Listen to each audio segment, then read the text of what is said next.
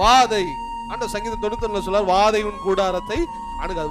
நல்ல பயிர் வளைஞ்சு இருக்கும்போது அது இந்த வெட்டுக்கிளி வந்துச்சுன்னா கூட்டமா வரும். விளைஞ்ச பயிரெல்லாம் என்ன பண்ணிடும், ஒரு நிமிஷத்துல நாசம் பண்ணிட்டு போயிடும். நிறைய நீங்க உழைப்பீங்க, நல்லா கவனிங்க, நிறைய உழைப்பீங்க, 10,000 20,000 50,000 1,00,000 பார்த்தா மருந்து மாத்திரைக்கு போய்கிட்டே. அப்புறம் நம்முடைய இயந்திரங்கள், நம்ம உங்க போட்டு மேல, இன்ஜின் மேல, உங்க வண்டி மேல எல்லாம் நல்லா கை வச்சு எந்திரங்கள் மேல என்ன பண்ணுவோம், பிசாசு கைய வைப்பான். மொத்தத்துல அவன் நம்மளை மனமடிவாக்கணும். என்ன மனமடிவாக்கணும், நம்ம வளர்ந்து நம்ம நிம்மதியா இருக்கிறத அவன் விடவே மாட்டான்.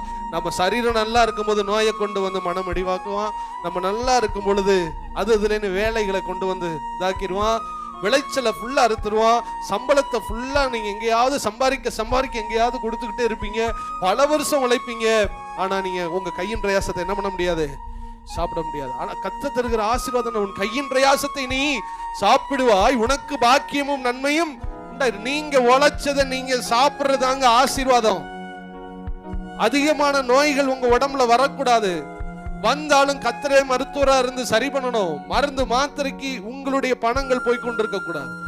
வட்டிக்கு வாசிக்கு உங்களுடைய பணங்கள் போய்கொண்டிருக்க கூடாது. வீண் வேலைக்கு உங்கள் பணங்கள் போய்கொண்டிருக்க கூடாது. இங்க சொல்லப்படுகிறது எல்லாம் வெட்டுக்கிளி, பச்சை கிளி எல்லாம் பயிர்களை அந்த நாட்களை அழிச்சிட்டு போயிடும். இப்ப கூட ஒரு 5 வருஷத்துக்கு முன்னாடி ஒரு தேசத்துல வந்துச்சு அந்த வெட்டுக்கிளி.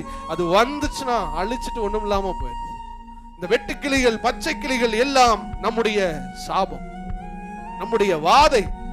இப்படிப்பட்ட வாதையை ஒரு மனுஷன் உணர்ந்து அவர் சமூகத்தில் ஜெபிக்கும் பொழுது, அவருக்கு பயந்து வாழும் பொழுது கர்த்தர் அந்த வாதையை நிறுத்த உண்மையுள்ளவராயிருக்கு.